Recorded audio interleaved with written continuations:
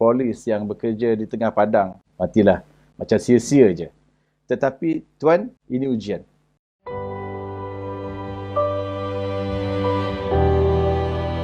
Perkembangan terbaru keputusan kerajaan untuk melonggarkan perintah kawalan pergerakan, nampaknya ada pelbagai pandangan. Saya cuba letak diri saya di tempat pembuat keputusan. Sebagai Perdana Menteri contohnya, saya yakin sangat Perdana Menteri Yang Amat Berhormat Tan Sri Muhyiddin Yassin telah membuat pertimbangan yang semasak-masaknya. Selepas satu perbincangan yang panjang lebar, dia kata, keputusan ini bukan keputusan satu orang. Ia setelah diambil banyak perkara. Malaysia boleh membuat keputusan melonggarkan.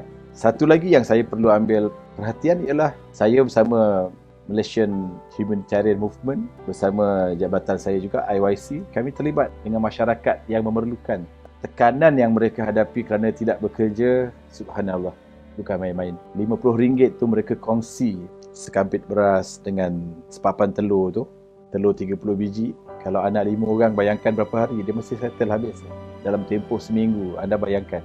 Beban ini harus ditanggung oleh semua ketua keluarga. Kita kena benarkan ketua keluarga kembali ke tempat kerja masing-masing. Kita kena bantu supaya perusahaan bermula. Tapi dengan tindakan dan juga satu langkah-langkah yang tegas. Jadi apabila kerajaan membuat keputusan melonggarkan bermula 4 hari bulan supaya ada perusahaan-perusahaan yang boleh dibuka semula, ia adalah satu keputusan menang-menang. Kerajaan pun nak mengurangkan kerugian, masyarakat juga akan dapat pendapatan. Jadi ini pertimbangan, saya ingat pertimbangan yang cukup wajar. Kalau kita terus lockdown, akan melambatkan lagi proses pemulihan.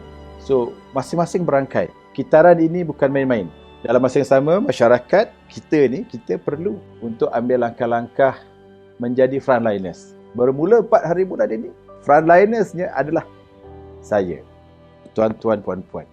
Tentang kejadian second wave di Kanada dah berlaku, di Jepun dah berlaku. Itu saya akui. Saya pun takut. Isteri saya pharmacist, lagilah takut. Hujahnya saya sokong kelonggaran ini. Tetapi dengan syarat rakyat Malaysia kena ada new norms. Cara kita bekerja kena digilirkan. Tapi memang ini cabaran betul. Kalau tak, kelonggaran ini hanya akan merosakkan segala-galanya. Sebagaimana yang semalam Tan Sri Muhyiddin sebut tentang Pak Saleh, tokey kedai ataupun restoran perlu ambil langkah-langkah yang tegas sebelum nak beroperasi semula. Kalau kamu reda untuk kita dapat the second wave and second lockdown, buatlah perangai tak berdisiplin, buatlah perangai tak jaga jarak, buatlah perangai bersesak-sesak di kedai Aceh ke, di supermarket, buatlah perangai bawa anak-anak makan kat restoran ramai-ramai, berlaga bahu. Tak usah cakap dah frontliners, doktor ataupun nurse ataupun polis yang bekerja di tengah padang. Dia kata, Allah, matilah. Macam sia-sia je. Tetapi tuan, ini ujian. Kita dah habis sumber, kita dah habis tenaga. Sebenarnya, peperangan ini kita dah nak menang, tapi belum menang lagi. Kita tidak kalah, tapi berisiko untuk kalah sekiranya kita tidak ambil perhatian.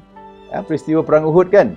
Berebut ghanimah, berebut barang tinggalan perang, maka ditinggalkan garisan dia, maka serangan kembali itu yang akhirnya menggagalkan mereka. Rakyat Malaysia ni simple saja.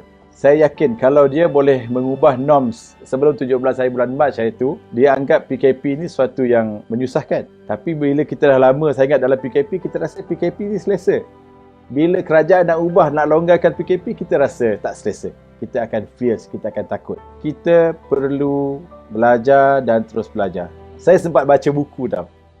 Sejak pagi tadi, saya baca buku ni. The World in Conflict. Sebenarnya peperangan ada di mana-mana. Tapi saya nak kaitkan apa yang saya nak sebut hari ini. Anggaplah kita masih dalam era peperangan. Jadi peperangan ni ada masa naik, ada masa turun. Siapa yang langgar PKP ni, kita nampak kedai padat, tokey kedai, mall tak ikut arahan, kita ambil gambar, kita post dalam media. Kalau kita biarkan kita gagal perang melawan COVID-19, nanti kita hanya akan mendendangkan lagu-lagu kegagalan dan kesedihan. Segala-galanya tinggal puing-puing peperangan. Kerajaan, negara memang dah rugi dah 2.6 bilion sehari. orang yang bekerja, orang yang mengurung diri 40 hari lebih, hampir 50 hari, tak dapat pendapatan, ekonomi dah jatuh. Yang tinggal apa? Cerita tentang si Polan bin si Polan kehilangan ayah, kehilangan isteri, kehilangan anak, ditinggal yang hidup dalam keadaan sengsara dan hiba. Ujian Ramadan ini berbeza dengan Ramadan yang lalu. Luar dan dalam. Kita kena menang peperangan ini. Stay at home. Stay safe. We will win.